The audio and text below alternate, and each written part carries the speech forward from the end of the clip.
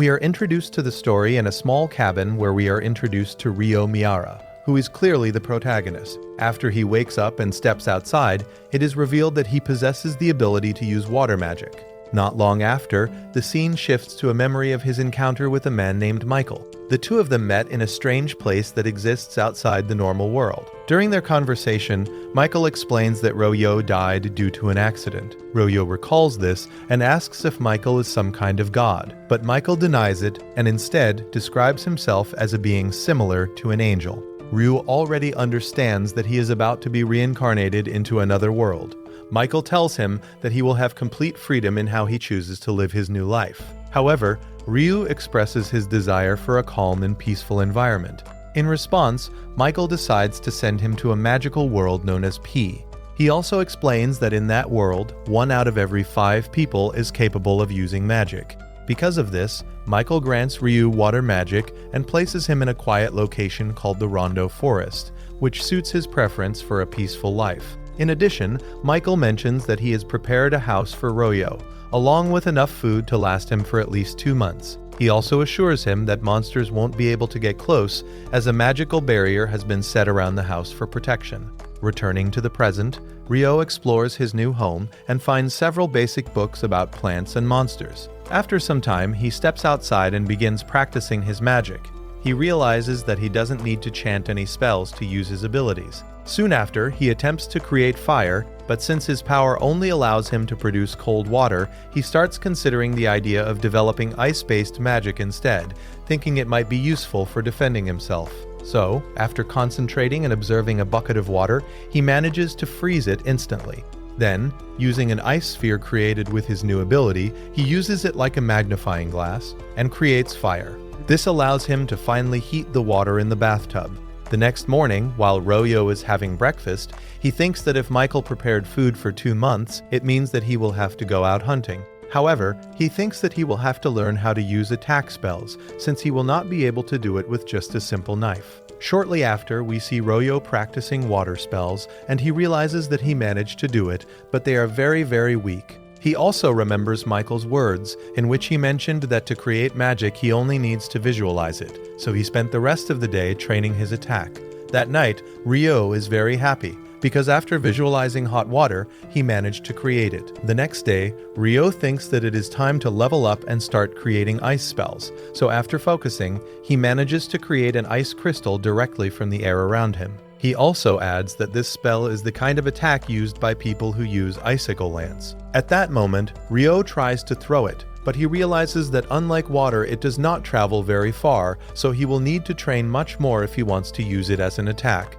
During the following hours, Ryu continues his training, but it is very exhausting to keep using his magic, and after casting several spells, we see Ryu summon an ice crystal and use it combined with a stick. This is to create a kind of spear, since Ryo plans to go out and explore. Shortly after, Ryo enters the forest, and we see that he manages to find quartz near the river, which makes him very happy because now he can create sparks and fire with it. However, while he continues in the forest, a kind of boar suddenly appears, which he calls a lesser boar. The monster immediately charges at Ryo, but he is left in shock and cannot move. After being thrown to one side, the creature charges at him again, and since Ryo cannot move, he uses his ice magic to make the boar slip in front of him, as well as placing some crystals pointing toward where the creature is coming from, and he manages to kill it. Later that night, Ryo reads in his book that leather boars are among the weakest ranked creatures. He also adds that even though his book is very basic, the last pages talk about special creatures, since these can even destroy entire cities. Ryu realizes that Michael wrote in the book that he left some notes, which mention that if he sees one of those, he should run for his life, but it is very likely that he would not be able to outrun those monsters. So we can conclude that if he encounters one of those special creatures, he would be completely finished. The next day, we see Ryo tasting a fruit from the forest when suddenly he is attacked by a giant bird. While Ryo runs and blocks its attacks, he mentions that it is an assassin, a bird that is a bit stronger than the boar. The creature immediately dives at Ryo, and he casts an ice spell, which causes the bird to take significant damage, forcing it to retreat. However, because Ryo ran from the creature, he lost his way back to the cabin. Shortly after, we see Ryo searching for the way back when he suddenly notices that in a lake there is a knight with a creature. However, we see that both of them have no heads, and later during the following days, Ryo dedicates himself to hunting and continuing the training of his spells, and we can notice that he is gaining more control over all his abilities. After a few days, we see Ryo outside the house at night when he suddenly comes face to face with the mysterious knight. This knight is known as the King of the Fairies. Ryo mentions that he is a Dullahan, which does not appear in the basic monster book that Michael gave him. Ryo immediately attacks him, and we see that the knight manages to block all his attacks. Likewise, the knight counterattacks and defeats him very easily. Ryu thinks that he has spent many days trying to defeat that knight, however he has not been able to do it, and he thinks that the knight is trying to train him. Suddenly, the knight summons a sword using water magic and combining it with ice magic, creating a very powerful sword. At that moment, the knight gives it to Ryo and then leaves, walking over the water. A few days later, we see Ryo encounter the same bird from before again. However, it has evolved and is now much more powerful. Same bird from before again. However, it has evolved and is now much more powerful. Ryu tries to defend himself with his ice shields, but the bird is too powerful, so he summons the sword that the knight gave him. After blocking several attacks from the creature, he manages to stab it with the sword, causing it to fall instantly. After approaching it, Ryo thanks it, since he knows that thanks to it he was able to train and improve, because he knew it would attack again, so he delivers the final blow. While Ryu is returning home, he is shocked when he sees that a giant dragon, which he had seen in his books, appears in front of him. Suddenly, the dragon begins to speak to him through telepathy, and Ryu is very impressed to learn that he defeated the bird. The dragon also mentions that the sword he carries on his waist is very unusual, since it belongs to the King of the Fairies himself. He adds that if he gave it to him, it is because he really likes him. Ryo has many questions, so he stays talking with the dragon for a couple of hours. Finally, the dragon mentions that someone is calling him, and just before leaving, he tells him that his name is Luing. After saying these words, he leaves the place. In a parallel scene, we see Michael a bit surprised, since he had not noticed that Ryo possesses a special attribute. Michael mentions that the last person who had this attribute was a woman 10,000 years ago, and that special attribute is eternal youth. The next morning, Ryo arrives at the beach because he went there to get shellfish. However, he is surprised to find a ship that crashed on the shore. We are then shown that the ship was attacked by a giant kraken the night before. Shortly after, a boy that Yo had rescued wakes up in Ryo's house. Ryu greets him, and the boy says that he did not notice Ryu's presence. The boy introduces himself to Ryu with the name Abel. Abel thanks him for saving him, and Ryo apologizes since his companions were not able to survive. However, Abel mentions that they were smugglers. Afterwards, they start eating, and while doing so, Abel asks Ryo why he does not have much clothing. Ryo tells him that it is because of the lack of fabric and thread. He also adds that since there are no nearby villages, Abel realizes that he has to hunt in order to survive. At that moment, Ryu shows the boy that he can use magic, and tells him that he is a mage, which surprises Abel, and he mentions that in the central provinces, only half of the people can use it. Ryu feels a bit disappointed, since Michael had told him that only 20% of people could use it. Abel interrupts him and says that he wants to check something on the coast, so both of them head there. While they are walking, Abel thinks that Ryo does not have a wand to cast spells, so he assumes that it is because Ryo is very poor. Of course, he does not say that to Ryo. At that moment, Abel tells him that if something happens, he should leave it to him. But Ryo refuses and replies that it is not necessary for him to protect him. However, Abel insists and says that it is the least he can do. When they arrive at the place, they notice that the bodies of the men have disappeared, so both of them think that maybe a creature or the sea took them. Likewise, Abel searches the ship for some things, but he is not successful at all. Abel also tells Ryo that he wants to return with his companions to the village of Lune, but it is located to the south of the area. Both of them talk about it, and suddenly Abel asks Ryu if he would like to accompany him, since it would be helpful for him to have a guide to reach that place. After thinking about it for a moment, Ryo accepts the proposal and asks the boy for one day to prepare. Later that night, Ryo tells Abel that he will go out to say goodbye to someone, and shortly after, he leaves. Abel thinks that he will pay tribute to someone who may have already passed away. A little later, Ryo arrives at the lake, and we see that he is saying goodbye to the knight. He also tells him that he will have to leave the Rondo forest, so at that moment they will have one last fight. He He says that this time he will fight with much more motivation. The battle begins, but as expected, the knight defeats him again.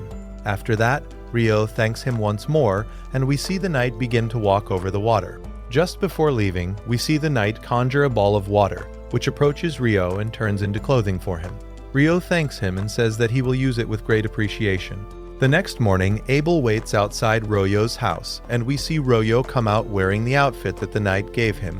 After that, both of them set off on their journey, and we see a boar appear in front of them. Without hesitation, Abel rushes toward it and kills the creature with a single slash, leaving Ryo very impressed. Abel mentions that these are techniques used by all swordsmen. The next day, we see both of them arrive at a lake, and they manage to spot a lizard man. In fact, we suddenly see several of them, so Abel mentions that they are very tough opponents, and suggests taking another route. However, after walking for a bit, Ryo detects that the creatures are following them. This makes Abel alert, but Ryo tells him that he will defeat them with his magic.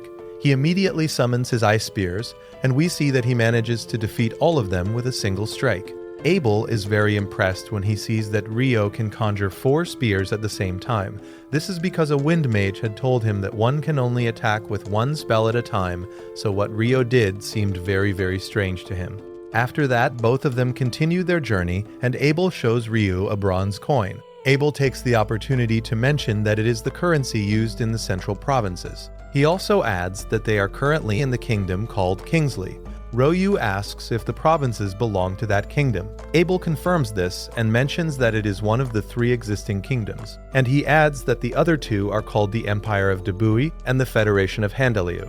After walking for a few hours, both of them come across a nest of stone golems. Ryo thought that those creatures would have a somewhat humanoid form. However, they are simply rocks floating together.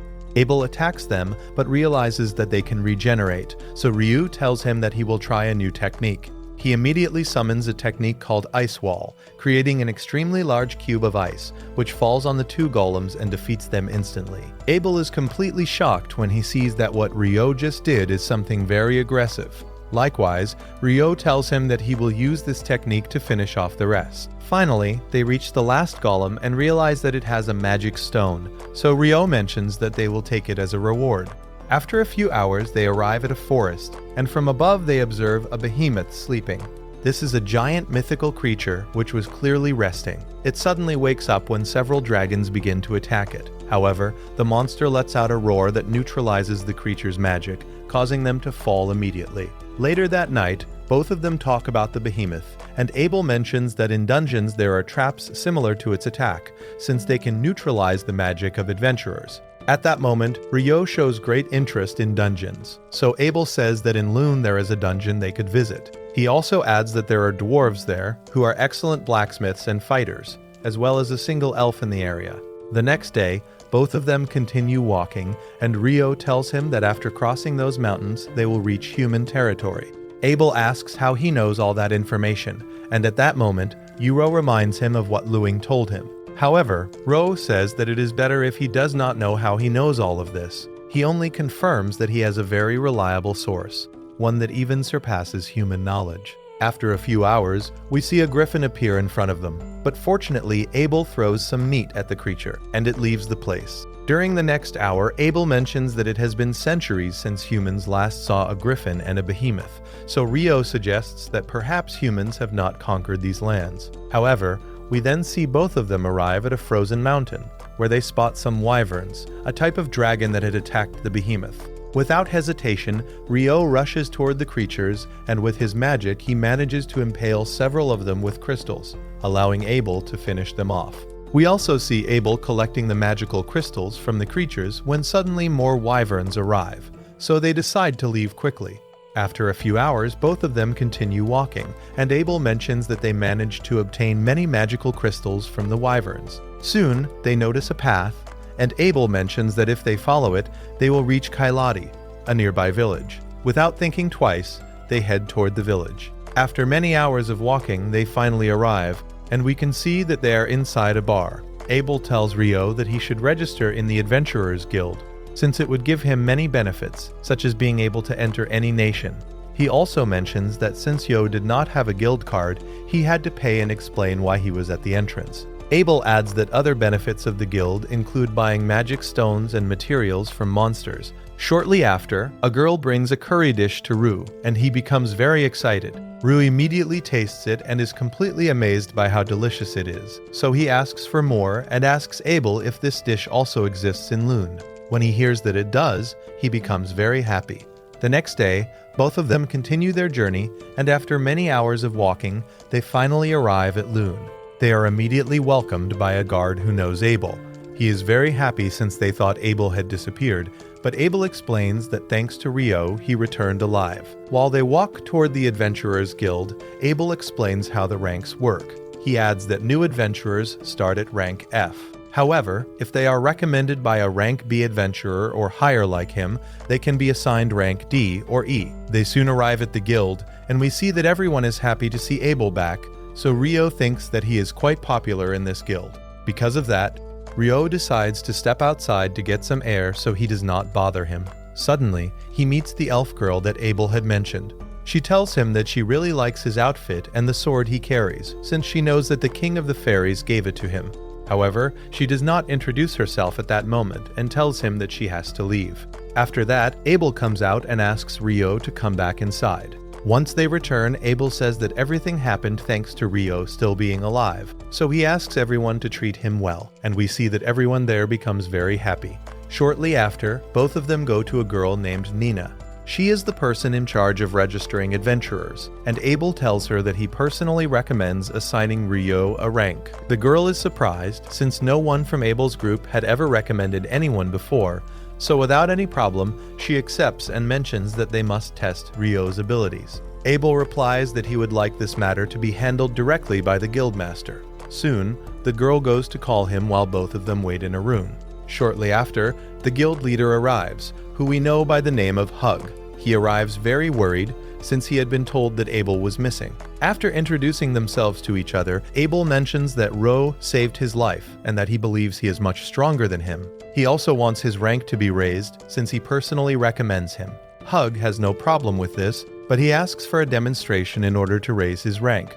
At the same time, Abel shows him the magic stones they extracted, and Hug becomes very shocked, since due to the amount of stones they brought, he says that it must have been an entire army of those creatures, which have the power to destroy a whole country if they wanted. Abel explains that they defeated them in the Cursed Mountains, and Hug says that no one has ever managed to pass through those mountains alive. Even adventurers only approach them when they need to, or have a very specific reason. So he asks if that is enough to raise Rio's rank. Clearly, Hug says that it is more than enough. They are then interrupted when a group of people, very worried about Abel, enter the place. Afterwards, Rio leaves together with Hug to his office. When they arrive, he explains that those people are Abel's companions and are known as the Crimson Sword Group. Hug also adds that he knows that no matter how strong Abel is, he alone would not be able to defeat a wyvern. So he understands that Royo is also very, very powerful. Soon after, Nina appears, who will be responsible for registering him in the guild. The girl then begins to ask him a series of questions in order to register him. In addition, Ro enrolls in a dungeon instruction class. Finally, the girl tells him to place the palm of his hand on a crystal. After doing so, we see that his adventurer card is created, and shortly after, the girl leaves the place. A little later, Rio and Abel walk together, and Abel tells him that he wants to buy him clothes and some wands. However, Rio replies that he has never needed a wand, and that he already has a sword, but Abel is a bit confused since it looks more like a dagger. Shortly after, we see Royo deep in thought, as he realizes that in this world, time and the week are the same as on Earth, as well as the existence of curry and other foods from Earth. So he begins to question whether someone from Earth was also reincarnated into this world a long time ago. Soon after, Abel comes out of a shop and tells him that they need to go somewhere else. Later that night, we see him celebrating Abel's return at the Adventurers Guild. The next day, Nina accompanies Rio to his new hostel. There, we meet two boys named Nils and Eto. After that, Nina says goodbye to them since she has to return to work. Ito then starts teasing Nils because he is in love with Nina. He also tells Ryu that there is no need for formalities since they will be companions anyway. While they talk for a bit, they are interrupted when Nina returns again. The girl mentions that it seems they have another guest. Soon, a boy enters and introduces himself as Amon. He explains that because his family died, he has come to Luna to become an adventurer and earn a living. The group welcomes him kindly, and Nina tells Rio that just like him, Amon will also attend the dungeon class. In another scene, we see Abel meeting with the Crimson Sword group. A girl named Lin is very upset about everything Abel told them about Ro, and she cannot believe that Royo used so much magic, since those are very difficult spells to cast. Another girl named Rinja tells her to calm down, since she believes that Abel's words are true. Abel explains that when they defeated the wyverns, Rio embedded crystals into the monsters' bodies. However, Lin says that it is completely impossible, since those creatures have wind magic barriers. This makes Abel think deeply, since he had not known or analyzed that before. Lin also mentions that the only person capable of doing something like that is the famous Infernal Mage. Abel explains that this famous mage managed to burn more than 1,000 Imperial soldiers with a single spell and even destroyed a wyvern with one attack, not to mention that he made an entire city disappear from the map with just one summon, which clearly shows that he is an extremely powerful being. Everyone begins to worry since there is a possibility that Rio could be like him, so they mention that they fear he might side with the Empire. Abel replies that there is a chance that this could happen. This is because Ryu simply does not like the name of the Buyi Empire, since according to him, the name sounds very ordinary. These words leave the group completely confused. After several days, we see Royo together with Amon in the dungeon introduction class, and Royo says that he has already finished his lessons and that soon they will go to the first level of a dungeon. A little later, we see the entrance of the dungeon, which looks like a kind of coliseum. The teacher explains that it is located in the center of the city. He also mentions that every certain number of years the monsters inside multiply, and this phenomenon is called the Great Tide. The teacher explains that the large walls are there to prevent those monsters from leaving the city. Amon becomes a bit worried, but the teacher tells him that there is nothing to fear since the monster tide will not appear for a while. After that, they enter the dungeon, and the teacher tells them that on the first level there are no strong monsters, so they can explore as long as they do not go too far. Soon, we see Amon and Rio go together when a very weak monster suddenly appears. Rio immediately immobilizes it and tells Amon to finish it off, which they do, and they become very happy after taking the creature's magic stone. Later that night, we see the group celebrating the victory of Rio and Amon. The group also wonders what a first-level monster ant was doing there, since it is not usual for them to appear on that level. Amon tells Rio that he wants to return to the dungeon, and Rio says that tomorrow he plans to reach the third level. At that moment, they are interrupted when Abel arrives. He explains that the ants dig holes, and that is why they reached the first level. Nils becomes very nervous since he is meeting a member of the Crimson Sword group. After introducing themselves, we see that the rest of the group arrives to take Abel, since they need to talk to the guildmaster. At that moment, Lin keeps observing Rio since everything Abel told her about him seems strange. After that, the group leaves, and the boys remain talking about them. In a parallel scene, Rinja tells Lin not to stare at Yo like that, but she replies that she is interested in him because he is a powerful mage, just as Abel described. However, Abel says that very soon they will see Rio's power.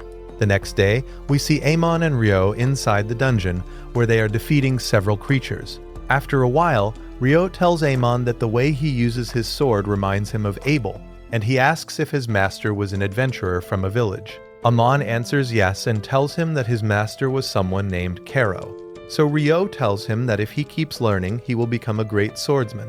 Amon also says that he thought Ryu was only a mage, but after seeing him fight with a sword, he finds it incredible.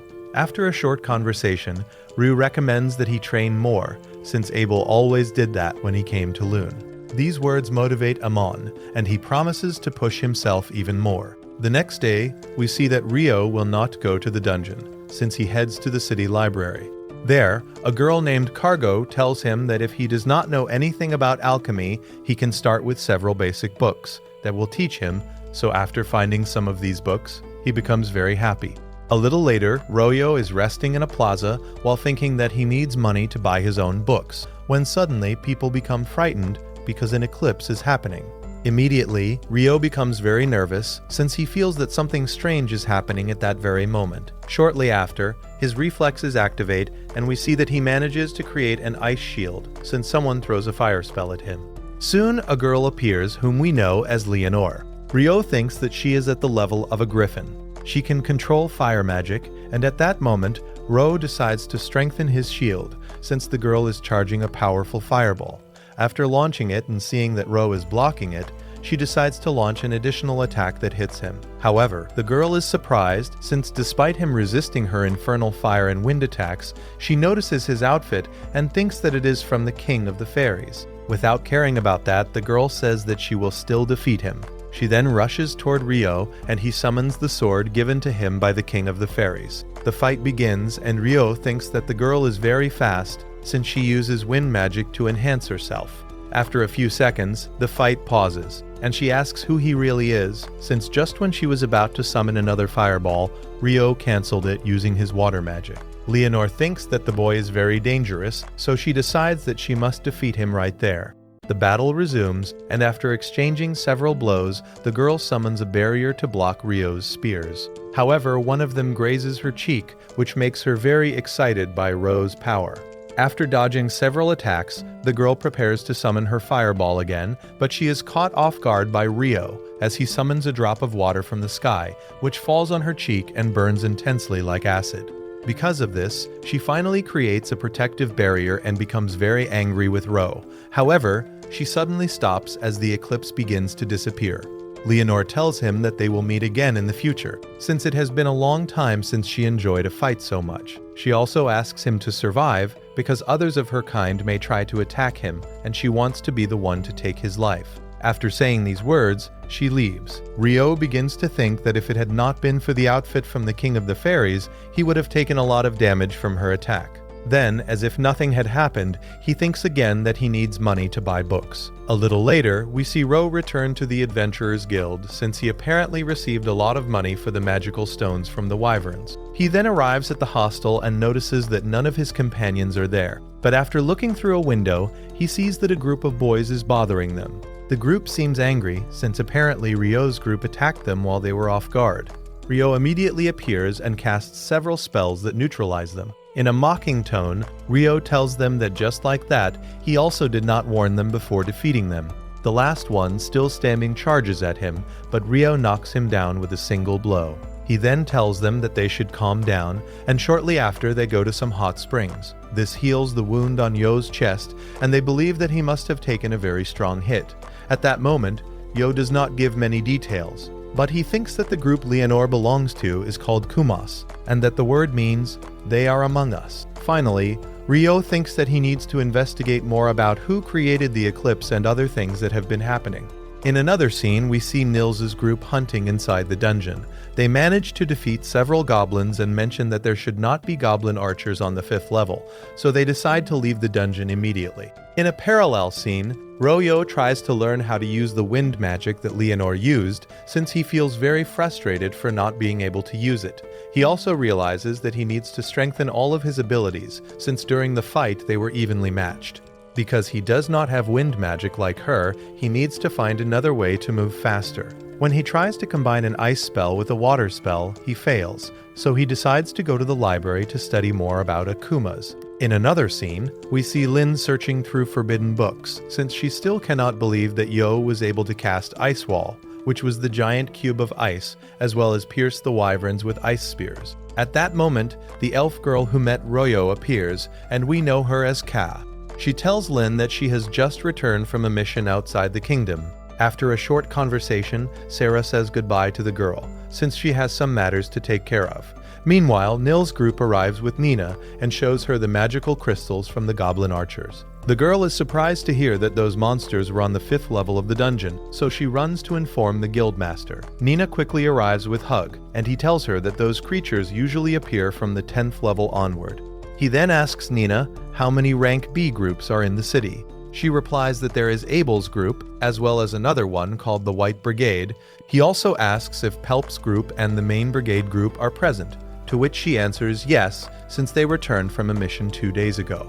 Finally, Hug tells her to summon the Crimson Sword group and the White Brigade, since he plans to make them an offer personally. A little later, we see Abel's group walking toward the Adventurers Guild, where we meet another of their companions named Warren. This person had been with them before, but his name had not been revealed until now. Soon, they arrive at the guild and encounter a member of the White Brigade named Belves. Hug tells them that they have all been summoned because they want them to verify if there are any signs of the Great Tide forming inside the dungeon. He explains that they will be paid 100 gold coins in advance and 200 more when they return. Their task is simply to confirm whether it is actually forming, since the last tide occurred about 10 years ago, so another one could happen at any moment. He also tells them that if they discover that it is indeed happening, they should return as quickly as possible so they can cooperate with other knights to focus on the dungeon entrance and eliminate them. Finally, he asks both groups if they accept the mission, and they agree. The next morning, Ryo's group wakes up very early, and Ryo prepares to leave. He tells his group that he will go to the north wing of the library since there are books there that could help with his research. He also mentions that there is a selection of forbidden books, but only rank B adventurers are allowed to enter. After a short conversation, Ryo says goodbye and leaves immediately. Shortly after, he arrives at the library and is amazed by all the books in the north wing. After going up some stairs to the second floor, he realizes that Sarah is there. In another scene, we see Abel and the rest of the group together with Hug. Abel mentions that they also brought adventurers of rank 6 and above. Just as they are about to enter the dungeon, Abel says that he has a bad feeling, so he asks Lynn to use her wind and tracking magic to analyze the entire area. When she does, she senses the presence of hundreds of creatures on the first level, so Hug orders everyone to retreat and inform the Knights Guild, since the Great Tide is inevitable. Soon, a man from the Adventurers Guild arrives and informs everyone that the Great Tide has begun, so he calls everyone to the first wall to attack the enemies. Back with Ryo, both introduce themselves to each other, and Ryo says that he is looking for some very specific books. Just when he is about to reveal that he wanted to research akumas, he changes the subject and says that he is looking for alchemy books, since he is interested in creating golems. Sarah is surprised, since it is not as easy as it seems. However, she replies that there are no specific books that explain how to create a golem, but there are several that can give some clues, so she offers to help guide him to them. While they walk, Ryo tells her that he likes to read many books. He also asks if she is the elf that he has heard so much about. Sarah confirms this and explains that she is also a rank B adventurer who belongs to the White Brigade. She is also happy that he likes reading so much, since because of that, they met again. Back in the dungeon, we see that the monsters manage to break down the dungeon gate, and immediately hundreds of them begin to come out. Without hesitation, the mages and archers start attacking them. However, Hug becomes worried since they do not stop coming, and he mentions that there are far more than last time. After several hours of fighting, they finally defeat the last of them. However, they move deeper, since they know that there are many stronger ones. Soon, 3 goblin generals appear, and they believe that the king must be behind them, so Abel quickly splits from the group to attack the 3 at the same time. The battle begins, and we see that they manage to defeat one of them. However, they suddenly receive an attack. This attack comes from the entrance of the dungeon and manages to kill one of the generals, since it was aimed at all of them. Shortly after, we see the Goblin King appear before them in a very imposing manner. Without hesitation, the group charges at the Goblin King, and after exchanging several blows, Abel manages to stab his sword into its chest. Finally, Lynn combines her attack with Abel's sword and casts a spell that hits the king, causing it to fall to the ground instantly. This makes everyone celebrate the victory. After a few hours, we see all the adventurers return to the guild and celebrate with a big banquet. Meanwhile, Ryo arrives at the place without knowing why everyone is celebrating. In a parallel scene, we see Hug deep in thought since he has so much work that he cannot even celebrate. He also mentions that researchers from the capital will come to investigate the dungeons and that the dungeon will be closed for a whole month. Shortly after, we see Ryo's group reporting everything that happened in the dungeon. Abel also mentions that the technique his companion used was called Bullet Rain. The group is interrupted when Rinja and Lin appear. Lin asks Ryo if he can cast the Ice Wall spell. Ryu confirms this and explains that he can create it with a height of approximately 40 meters, which clearly leaves her shocked since not everyone in the kingdom can do that.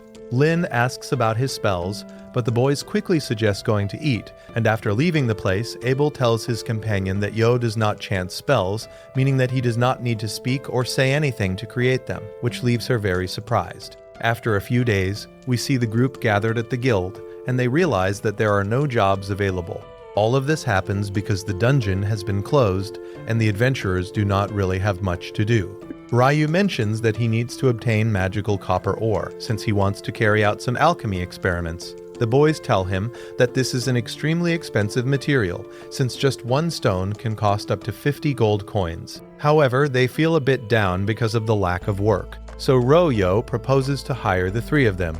The boys mention that outside the city there is an abandoned mine where they could obtain this material. Upon hearing this, Ryo tells them that he will pay each of them 4 gold coins to bring him any amount they can get, and he also adds that he will pay 25 gold coins for the material. This makes the group very excited, and they accept Ryo's proposal. Shortly after, Ryo goes up to the second floor and hears through the window some people bothering a girl. We then see one of the knights fall to the ground, and he thinks that magic is being used, but soon Pelps appears and tells them to stop bothering them. The arrogant knights tell him not to interfere, but he introduces himself as Pelps Hain, a noble from the Hain family. This clearly frightens the knights since he is a very important person, so Pelps tells them to stop tarnishing the name of the knights by harassing people, and without being able to do anything, they leave immediately.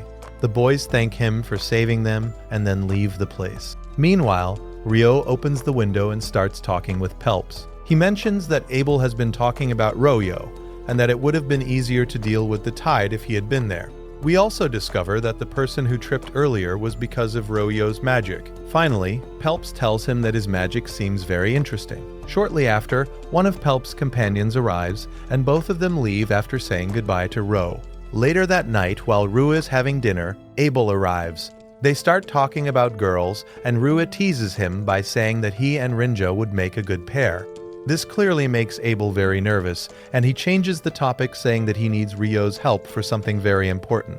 After that, they leave the place, and while walking through the streets, Abel mentions that one of the researchers who will arrive is his friend, and that he will come together with several royal knights. However, he also says that some of them are very corrupt. Abel is interrupted by Ryo when he tells him that there are some very strange people nearby. He also mentions that he did not see those adventurers at the celebration the other day. Abel replies that since the city has a very unusual dungeon, many adventurers from other places come to it. The suspicious men notice them and leave immediately, so both of them follow them, and when they reach a dead-end alley, they are suddenly attacked. As expected, Yo counterattacks and defeats all of them. Ryu thinks that they should not have ambushed them, but Abel replies that they did not know that Yu was so powerful. Ryu then notices an alchemy item, but when he asks Abel for it, Abel tells him that it is evidence. He also realizes that after checking their adventurer cards, they are rank C, so they tie them up, and Abel says that he will hand them over to the royal guard. In another scene, we see Pelps walking beside a river when suddenly the same knights he humiliated appear, seeking revenge, but we see that they are unable to move. This is because of pins that Pelps' companions stuck behind them. Finally, we meet the girl, whose name is Sena, and after leaving them immobilized, she casts a fire spell that instantly turns them to ashes. The next day, we see the investigators arrive at the Adventurers Guild, and Hug is very upset. This is because they apparently received orders allowing them to do whatever they want to investigate the dungeon. A man with a monocle named Clive tries to use his authority under the decree to override Hug's authority. However, Hug says that even though they have permission, they cannot do whatever they want. Another man with a beard named Arthur apologizes to Hug since they apparently requisitioned all the stored food, and he says that he will ask nearby cities to bring more supplies. Clive says that this would solve the food issue, but he wants Hug to open the dungeon, so Hug has no choice but to agree. However, he warns them that if anything happens, neither they nor Loon will take responsibility. Clive gets angry, but Arthur and the others understand the risks of accepting, so he proposes paying much more than usual to the adventurers so they can accompany them. Hug says that this will depend on who is willing to go, since no one has entered the dungeon since the Great Tide to check it. In another scene, Ryo arrives at the place where Abel's group is staying, but just before entering, a girl comes out in a panic. She asks Ryo for help to reach the Adventurers Guild since she has a very important letter to deliver. Shortly after, Ryo guides her and they arrive where Abel and the others are. The girl mentions that Professor Hilario from the capital sent them a letter. Abel quickly reads it and says that they are asking for help to assist the mages of the Dungeon Investigation Court. Abel explains that a long time ago something similar happened, and a group of rank A adventurers led by an S-rank leader disappeared without leaving any trace, so no one in the kingdom knows what could have happened after a tide. Royo mentions that the most reasonable thing is not to enter the dungeon and suggests going to eat instead. The girl stays talking with Abel's group and mentions that her name is Natalie Link. She says that she knows many people and asks if this is the family known for having great water mages. The girl confirms it, and Lynn takes the opportunity to ask if anyone in her family can cast Ice Wall using air at long range. However, she is surprised, since even being part of water magic, she does not know what they are talking about. Abel interrupts and says that if they ever face Ryu as an enemy, they should surrender immediately, since not even all of them together could defeat him, and he clearly tells them to follow that advice. After a few hours, we see Abel's group arrive at the dungeon, and Arthur gives them a residual mana detector. This object allows them to track if there is remaining mana in the air, as well as show them where the investigators are located. The boy says that this alchemy item is very interesting, and he comments that Ryo is a true lover of alchemy. After finishing their conversation, the group enters the dungeon, and later that night we see that Yo's group managed to bring 2 pieces of magical crystal that he wanted, so they are very grateful for the considerable amount he paid them. After several days, we see that Abel's group has not found any trace of remaining monsters. We also see that there are other groups of investigators in the area. The next day, we see Hug explaining everything that happened to the lower rank members. Ryo asks about the color of the crystals dropped by the goblins, and Hug mentions that including the Goblin Kings, they were light in color. Back with the investigators, we see that they have found a large black door. They immediately prepare to analyze it, but when they try to measure the mana density inside the portal, everyone there is suddenly teleported. We then see that Abel and the others realize that they have been transported to another place. Clive mentions that if the monster tide is coming from this place, then the theory that the goblins came from level 38, which may have collapsed, could be true. He believes that this is a major discovery and thinks that he might be promoted because of it. However, the group is interrupted when they notice something approaching from a distance. In another scene, we return to the entrance of the dungeon, where other investigators are present. They mention that the mana of the group suddenly disappeared and was briefly detected at level 40. They are then interrupted when a man named Christopher Blad arrives. He says that he is in charge of the investigation and has come directly under the king's orders. He also asks if they have noticed anything unusual, since he was about to enter with the group that disappeared right before his eyes, so Christopher asks them to call Hug immediately. We then see Natalie, who was there, run off at that moment. Soon after, Nina arrives with Hug, informing him that he has been summoned to the dungeon because the teams have disappeared. Hug becomes a bit worried, and without hesitation, prepares himself and leaves immediately. In another scene, we return to the library where Ryo is. As soon as he arrives, he looks for Sarah, but becomes disappointed when he does not see her, or at least that is what he thought, since she appears right at that moment. Ryu tells her that he wants to learn about eclipses and the Great Tide. Without hesitation, she tells him to follow her, since she knows where such a book might be. As they walk, she asks if he thinks both events are connected. Ryo confirms this and says that he has a feeling about the tide. She replies that she had previously studied something similar and that she also believes both events are related. She shows great interest in him, and Ryo asks how she came to that conclusion. Ryu answers that it is just a feeling, since he cannot tell her that he fought Akuma. They then begin to discuss theories about magical stones and how they relate to monsters. Since Ryu had asked Hug about the color of the stones, and they were light in color, they both conclude that they are newly created monsters. After that, they head off to investigate further. Back with the group trapped inside the dungeon, they comment that the air has a strange density, and believe that they may be trapped inside some kind of magical barrier. Abel asks someone to use tracking magic to check if there is anyone else in the area, and after doing so, they realize that there is a human presence about 500 meters away, as well as around 50 unknown life forms that have also appeared in the area. The group thinks that it could be Clive and the others, since they were likely teleported as well. Meanwhile, Hug is talking with Christopher, and both mention that they cannot do anything about the situation, since if they send more adventurers, they might also disappear. In another scene, we move to Clive's group, who are under attack. They try to protect themselves using a magical barrier, but soon they notice creatures approaching them. Clive, very frightened, says that they are demons, since he has never seen one before, but they match their description.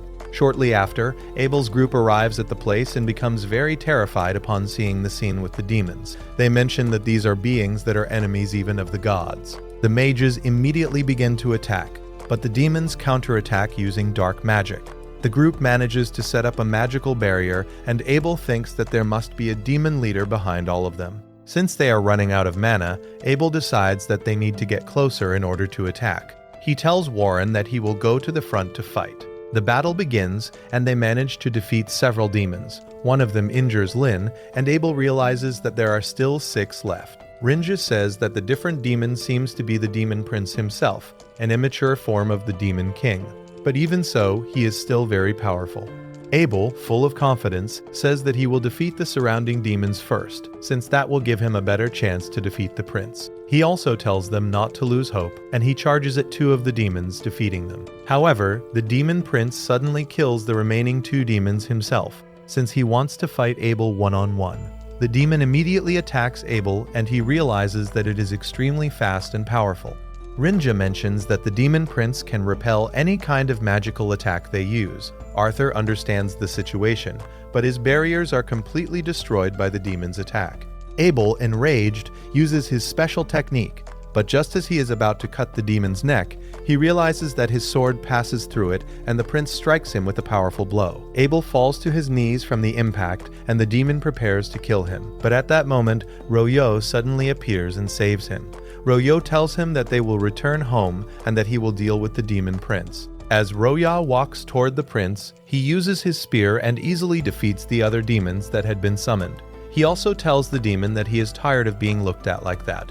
Finally, both of them prepare to begin the fight. After that, we are shown a memory from before Roe arrived. Natalie, who was part of the investigators, went to find Roe. Without hesitation, she asked him to go to the dungeon. When they arrived, she told him that she needed his help, since Abel and the others were in great danger. She then explained the situation and mentioned that Abel had told her that if they ever needed help, she should go to him. Rue, without hesitation, agreed to help them. So he headed to the dungeon and used 2 ice walls to pass through without being stopped by the guard. Since they were already on the 40th level, Rio was not going to waste time walking, so he made his way downward. Back in the present, Rio prepares to fight, and just as the demon charges at him, Rio is much faster and cuts off its head with a single strike. However, as expected, the demon stands back up and, as if nothing had happened, reattaches its head. Ryu thinks that it is quite strong, but at the same time tells it that it is weak compared to a high-ranking demon, so he wonders what its maximum regeneration capacity is. Then Ryo summons many spheres that begin to pierce through the demon, breaking the magic stone inside it and defeating the demon prince very easily.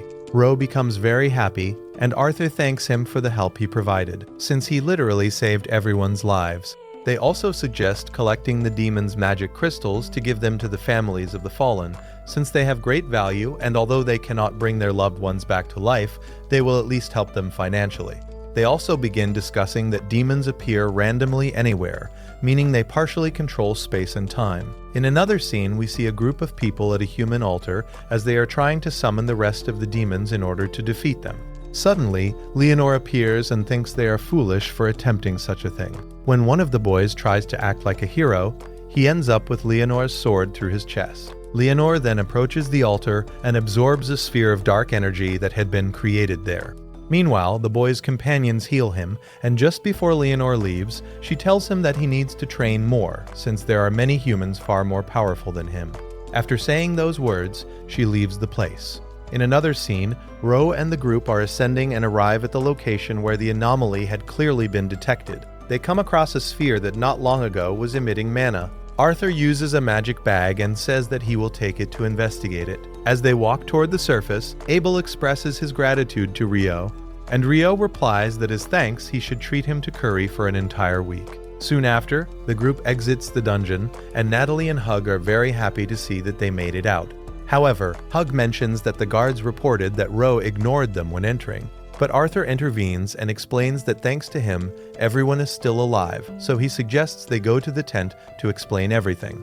Arthur then begins explaining how Ro-Yo defeated the demons, including their prince. He also asks that Ro's name not be mentioned to the aristocrats, since if his name reaches the kingdom, they will want to use him for political power. Hug understands the situation and reassures him that his name will not be included in the reports. The next day, Ryo trains with his companions and arrives in the city. Soon, a curry aroma leads Ryo to a restaurant where Sarah is. The girl invites him to sit down, and after doing so, they both order a plate of curry. Sarah also asks where he is staying, and Ryo tells her that he is at the guild's hostel, to which she replies that this place is for newcomers. At that moment, the cook brings his curry, and Ryo is very fascinated by its taste. Shortly after, both of them leave the place, and Sarah tells him that she is in charge of swordsmanship training, so she invites Ryo to spar if he has some free time. He blushes, and we see that he ends up accepting the invitation. In another scene, both of them are ready to have a sword duel. Sarah tells him that she knows he can use a sword in combat just like magic, because she is the same as him. The fight begins, and we see Ryo dodge one of her attacks and counterattack, leaving her completely fascinated since she says that no knight had ever been able to dodge that attack. She then tells him that now she will fight seriously. Immediately, the girl charges at Ryo, and while he dodges all her attacks, he becomes very nervous around her and ends up giving in. This makes Sarah excited again, and she ends up hugging Ryo. She begins to praise his combat ability, saying that it is very good. She also asks if it was the Fairy King who trained him. Ryu says yes, and Sarah tells him that she already knew because elves like her are sensitive, so her intuition did not fail. She finally adds that the Fairy King is practically a myth among all beings, so having trained him and given him his outfit makes him a very fortunate person. At that moment, a girl interrupts them and tells Sarah that it is time for her to go train with Alfonso, the Count's grandson. Sarah says goodbye to Ryo, and we see the other girl escort him. As he leaves, he runs into Hug, who tells him that he would like to talk to him about some matters, so he invites him into his carriage. The two begin to talk, and Hug tells Ryo that as punishment for ignoring the knights the previous day, he must take on a request. Since all the requests Ryu had taken since arriving were inside the dungeon, this one will be outside the city, and he will have to go meet some merchants from Wisnach and then return. Ryu accepts and tells him that he is very considerate. In another scene, we go back a few days earlier and see Ro with his group, when Nils asks for his help. He says that he wants to form a temporary group with Yo since there is a mission to defeat goblins and skeletons in his hometown. Since they must be rank D to take the mission, and Ryo is the only one with that rank, Ryo gets excited about the skeletons and accepts the request. A little later, the group goes to Hug to tell him that they want to accept the mission. Hug tells them that Kyatti, which is Nils's hometown, sent 2 groups of adventurers to Luna, because no one in that city has been able to defeat the goblins and skeletons. He also mentions that the adventurers who tried to help with the monsters were rejected by all the people of the place. Nils becomes very nervous and says that the people there are not as unfriendly as he describes them. Hug finally thanks them for taking the request and going to help the people of the village, and tells them to be very careful since the last group that returned did so injured. The next day, the group travels and finally arrives at the place. They are received by some villagers, and Yo jokes that at least they were not rejected since it looked like the rebellious kids of the village had been there. They immediately head to a place and meet a man named Boulon, the mayor of the village. He welcomes them, since it had been about a year since he last saw Nils. The group introduces themselves, and we see that the man is quite kind. Later they sit down to talk, and Nils asks why the second group that came to help was rejected by the village. Boulon explains that the skeletons were located in the northern part of the forest. Meanwhile, in the southern part of the forest, they saw the goblins for the first time, and due to a mistake by the first group that came to help, while they were attacking the goblins, they ended up moving toward the northern area.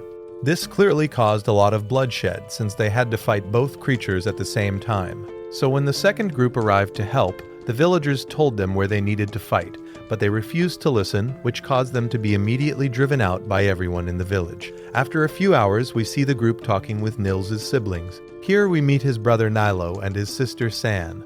They mention that their parents died a long time ago, and when Nils turned 18, he became an adventurer to protect them.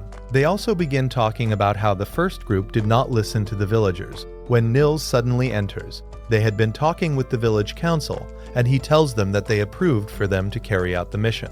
So the next day, at the start of the day, they will go after the goblins. Nils also shares a secret, saying that he was allowed to talk about his village, and reveals that there is a guardian beast in the eastern part of the forest. Ryo becomes very excited since he is finally hearing something truly fantasy-like in this new world. While Nils continues talking, Ryo excitedly imagines that it might be possessed by an evil god or something similar. Nils interrupts Ryo's thoughts and asks if he is thinking nonsense. He also reveals another secret, saying that there is a temple, but the village elder will be the one to speak with them. The next day, the group heads to the place where the goblins were seen. Bolan mentions that the place used to be for children, where they would always go to play, but due to the danger, they have stopped going there. Suddenly, Ryo senses the presence of some goblins nearby, so he says that he will leave one alive to follow it to its nest. After that, we see the goblins being frozen by Ryo and finished off by the group. We also see the last goblin standing, and it runs toward a cave where many more of them are. The group approaches and manages to defeat several goblins at the entrance, but they are surprised when a goblin general comes out of the cave. The group gets scared, and just as the general is about to attack, Ryu summons chains that knock it to the ground and tells them to finish it off. Soon after, we see the group happy because they defeated it and obtained the goblin general's magic crystal. Bulan, who accompanied them, thinks that the group is truly incredible. They then return to the village, and Bulan introduces them to the village elder. At that moment, we meet her, and her name is Nasu. The old woman gets annoyed with Bulan, telling him not to call her an old woman, and in a bold manner she says that the village already has an overpopulation of fools like him and Niels. She then tells them to follow her, since they are going to meet the guardian beast. This excites Ryo a lot, as he knows something interesting is about to happen. They begin walking through the forest, and Ryo asks if what she has on her staff is the emblem of the Earth Mother Goddess. She answers yes and tells him that he must be a great priest. Not knowing what that means, Eto explains that they originally belonged to the pantheon of the Seven, and they continue talking about it along the way. After a short walk, they arrive at the entrance where the beast is located. Soon, a large Fenrir appears, and Ryo feels a bit disappointed since it is not corrupted, and he will not have to fight. The beast introduces itself as Nikuzing and immediately identifies each of them. The old woman and Bulan are surprised since the creature had never appeared before anyone. Fenrir mentions that Ryo's presence makes him feel comfortable because of his magic and the presence of Ronente. Ryo then says that Sarah told him something similar when the incident with the Fairy King happened. The old woman also thanks him for bringing Ryo. She then explains that there are around 30 skeletons in front of the temple. She adds that inside the temple she has temporarily sealed a much stronger one, and once they finish off the ones outside, she will release the strongest so they can defeat it. Soon after, they arrive at the place, and we see Ito cast a spell that eliminates the creatures outside. They then open the temple door and are surprised to see a giant skeleton called Hachi Skeleton. Ru summons one of his weapons for his companions and tells them that he will hold it off while they defeat it. He then sends a signal to the sky, which causes Fenrir to release the monster.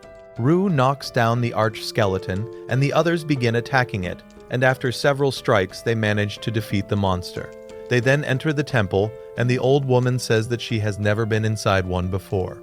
Inside, they see a statue of a goddess holding a broken sphere in her hand. Nasu explains that the former priestess of the village had told them about a sphere of light, and adds that it seems the cave was receiving a flow of power coming from somewhere else. She wonders if that source of power was responsible for creating the monsters. To prevent this from happening again in the future, the old woman says that she will seal the temple with magic. After a while, everyone returns to the village and soon says goodbye to everyone there. In another scene, Hug is talking with Abel about a matter related to Wisnach. He asks Abel to go to the Open Port Festival in Wisnach, since Pelps usually went, but he is currently busy with other matters, so he asks him for the favor. In a parallel scene, we see two members of the army training when they are suddenly interrupted. We are then introduced to General Fiona Bordemisa. She congratulates them on their training, but tells them that they still have a long way to go to reach the required level. She also says that by Imperial orders, she and a lieutenant will go to Wisnach in the Kingdom of Knightly, so they will be away for about 2 months, and she hopes to see improvement in their training when she returns. After saying this, they leave the place. As Fiona walks away with others, we meet a white-haired man named Oscar. Fiona mentions that due to his great power, he is called Hell. The next day, we see Ryo traveling in a carriage, as they are heading to Wisnach. While looking at a rice plantation, he imagines the place where he used to live with similar fields. After a couple of hours, the group stops, and we see Ryo talking with his companions since they were also assigned the mission to go with him. Nils mentions that they should form a temporary group to take on future missions, since this is an escort mission and he believes that with Ryo, nothing can stop them. Ryo is also surprised to hear that the trip to Wisnach will take about 9 days. This is because Hug did not tell them how long it would take, but when Niels mentions that there will be a festival there, Ryo becomes very excited. After several days of travel, the group arrives, and the caravan leader thanks them. He also tells them that they will stay there for 10 days, so they are free to do whatever they want until then. During the rest of the day, the group spends their time trying different foods at the festival. The next day, we see Oscar outside the city of Wisnach waiting, since some entry procedures are delaying him. A man arrives to inform him, and Oscar decides that they should just wait. The man asks Oscar if he knows why the Empire sent him to such a simple festival, but Oscar thinks that maybe they brought him there to carry out dirty work in the kingdom while Fiona is absent. We also learn that Fiona is a princess of the Imperial kingdom. Oscar concludes that since the king loves his daughter very much, he does not want her to see his darker side, so he sent her away with him in order to carry out something as terrible as purging the nobles who oppose the Empire. The man finds the idea terrifying, but Oscar tells him that these are just theories. He also says that he does not care about that, since his only job is to protect Fiona. Later that night, we see Fiona at a noble party when her brother Prince Conrad arrives. He apologizes to her, knowing that she does not like these kinds of events, and tells her that she can leave if she wants. Shortly after, she goes to a room where one of her attendants helps her with her dress. Fiona, lying on the bed, says that she does not understand how her brother can tolerate so many noble parties, since she is more of a tough girl and prefers being at the command post or training. The next day, Ryo's group is at a parade, and we see Abel in the stands along with Fiona. The group thinks she is very beautiful, and they are told that she is the Imperial princess. We also see Abel's companions arrive and greet the group. Lynn mentions that it seems a wind magic barrier is protecting the princess and the people in the stands. There are also rumors that the Wisnach family possesses a magical artifact capable of generating wind shields. Rinja also mentions that any act against them could possibly trigger a war. They also begin to mention that their lieutenant should be present, the one known as Hell, or Oscar, and they recount the story of how he was the mage who incinerated 1,000 Imperial soldiers with a single spell, along with other well-known stories in the kingdom. After this, the girls say that it is better not to get involved with him and mention that they should go, since they want to enjoy the festival. Ryu thinks that they should also go enjoy it, and at that moment, we see Oscar and Ryu almost bump into each other, causing both of them to apologize. Ryu then leaves with the others, and we see that Oscar keeps staring at him. A little later, we see Oscar with a lot of food, and his companion tells him that they should go get more. However, Oscar does not look very happy. Since he does not like crowds, in another scene, we see Abel and Conrad greeting each other.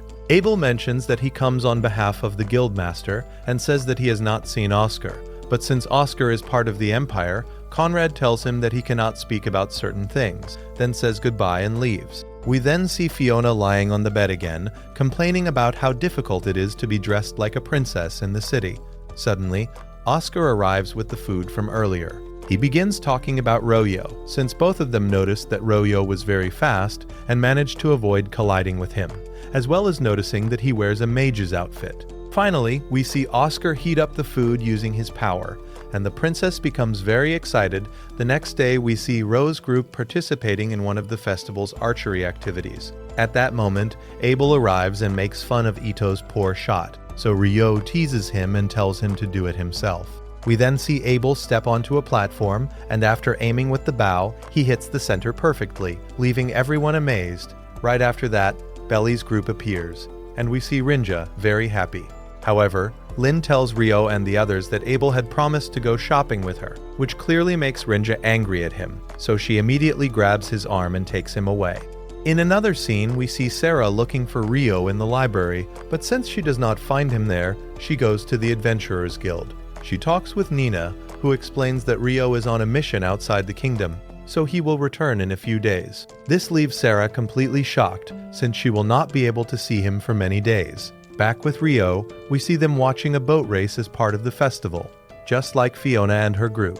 However, During the race, Nils and another participant begin to clash with Remo. Both of them are so foolish that they start fighting each other, and the other competitors pass them, clearly leaving them in last place. Shortly after, we see Hug finally arrive at the festival, and a group is observing a completely innovative ship. Hug explains that it has no oars and moves using magic stones combined with wind magic. Soon after, we see the group in a crossbow shop, since Eto wants one to support his companions in battle. The seller ends up recommending a kind of automatic crossbow. The boy is clearly fascinated and ends up buying it. That night, we see Abel talking when Fiona suddenly appears, and Conrad introduces them to each other. Shortly after, the siblings leave since they have matters to attend to. Abel becomes very thoughtful, saying that without a sword he feels quite nervous, but at the same time he looks at the sky and admits that he feels some calm, since the place has a magical shield. In another scene, we see some people with the magical artifact that creates the barrier. They are very worried since the artifact is no longer receiving mana, and soon the shield disappears. At the same time, someone arrives and strikes those people, and an attack is directed toward Fiona. In another scene, we see a memory from Oscar's childhood. He grew up in a world of blacksmithing thanks to a friend of his father. He also received a lot of love from his mother. After a few days, we see that young Oscar, together with the blacksmith, managed to finish several swords. His father then appears and asks if his son was useful. The man replies that Oscar was very helpful, since his fire ability greatly assisted in the work, and he asks his father for permission to give him a sword made to his size, since he had seen him practicing with it for a long time. That night, we see the boy along with a group of hunters manage to take down a wild boar, so they hold a big feast. Meanwhile, some people at the place talk about an attack that is approaching in the coming days. After several days, we see Oscar along with several men from the small village preparing to defend it. Soon, several attackers appear, and the villagers begin shooting arrows at them.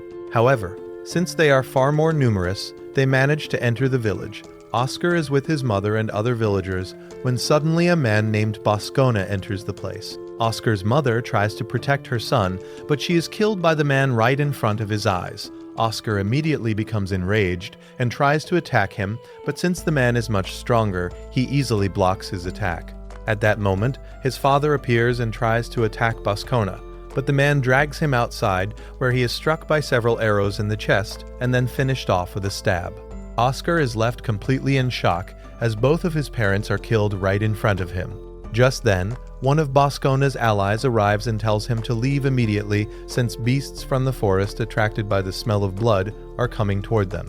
With no other choice, the man leaves the place. Soon after, the blacksmith, who was Oscar's master, arrives and tells him that they must leave quickly, since a pack of wolves is approaching. They try to escape and see that the wolves are already outside, so the master tells Oscar to run toward the river while he distracts them. The boy obeys, and after reaching the river, he is chased by a couple of wolves and falls into the water. The next day, Oscar wakes up in a bed, and a man named Luke Rotko tells him that someone found him in the river. Luke tells him that seeing his hair makes him realize that he possesses the talent of the fire god, since in the kingdom there is a legend that those born with that hair color can master all fire magic. Oscar says that he has nowhere to live and tries to get out of bed, but Luke kindly tells him that if he stays to live with them in the mansion, he will receive a very good education. Without hesitation, Oscar accepts and says that he would like to learn how to use a sword. After a long time, we see Oscar much older, and we notice that the old man's house is in flames. When he arrives, he tries to defeat a man, but the man ends up stabbing him. Oscar realizes that the one who attacked the mansion is none other than Boscona. Back in the present, we see Abel talking with the governor of Wisnach. The governor tells him that he liked the beginner program they have in Lune, so he invited him to negotiate and implement something similar in the city. After talking for a while, the governor mentions that they could send people to Lune. We then return to the scene where Fiona was being attacked. She realizes that her brother has been injured, so she creates a protective barrier while healing his wounds. The two move to another place, and her brother tells her to send a signal to call Oscar and their bodyguards. The girl agrees to do it, but she knows it will reveal their location.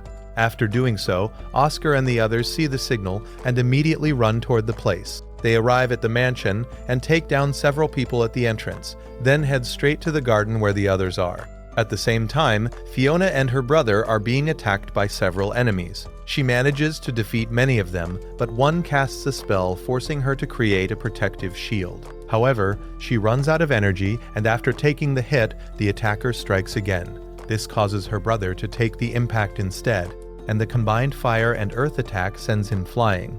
Oscar arrives at that moment, and upon seeing Fiona in the air, he remembers how his parents were killed, so he immediately runs toward her. In another scene, Nils is with Eamon and Eto when they see a large explosion. They also notice someone flying through the air, and Nils manages to catch the girl. The group realizes that she is the princess, but several assassins immediately rush toward her.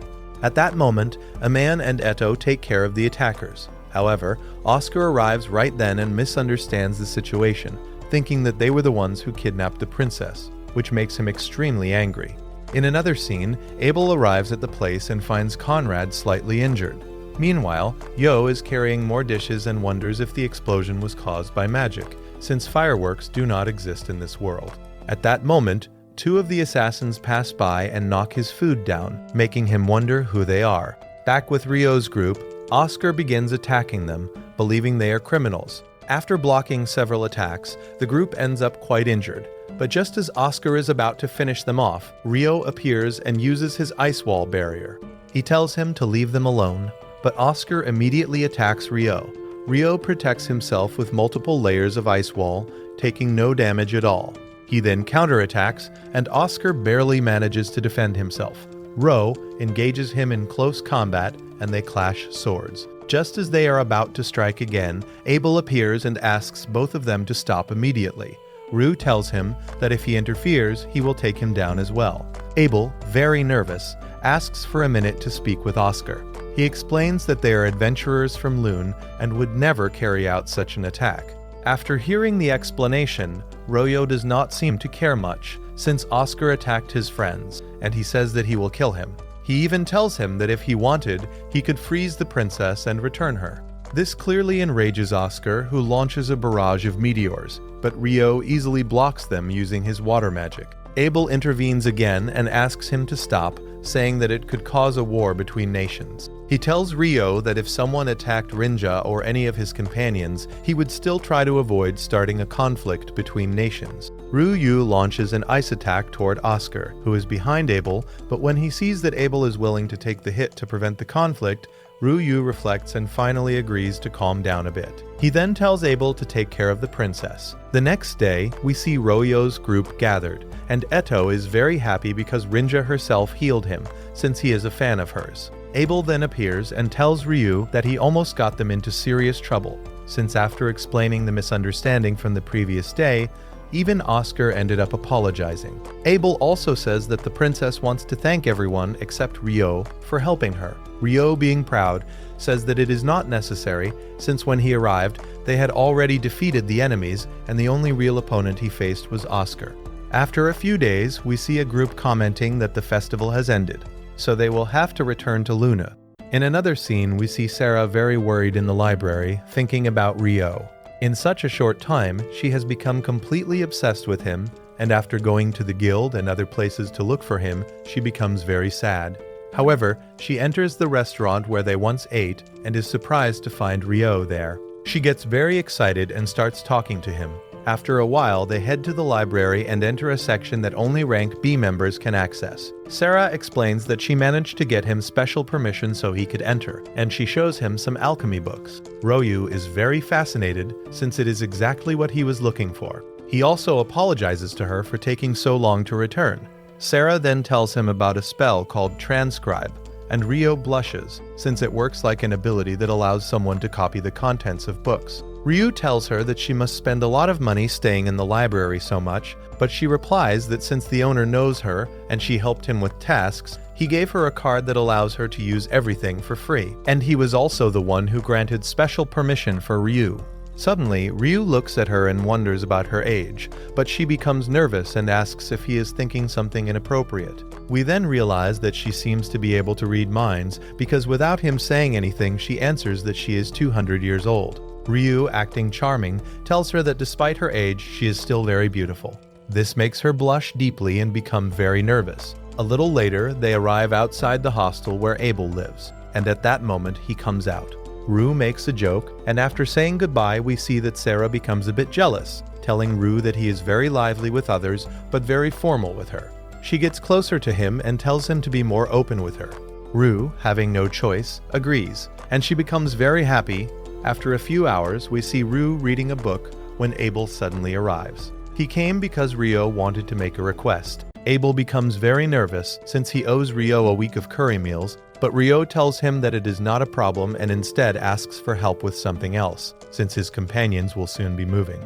So Rio asks for help finding a house with a good garden, since he sold many magic stones and now has a lot of money to buy one. He wants a place for himself where he can carry out alchemy experiments. Soon, both of them go to a house cellar, and the man tells them that only nobles can have luxurious houses. However, after checking Rio's documents, he says that there is one available, but it is located on the outskirts of the city. Rio has no problem with that, so they go there immediately to see it. Rio is completely fascinated and tells the man that he wants to buy it right away. In a parallel scene, we see Michael reading a kind of scroll that describes all the future events that await Rio. He thinks that Rio ended up becoming a person completely different from what he originally wished for when he reincarnated, since he wanted a completely peaceful life.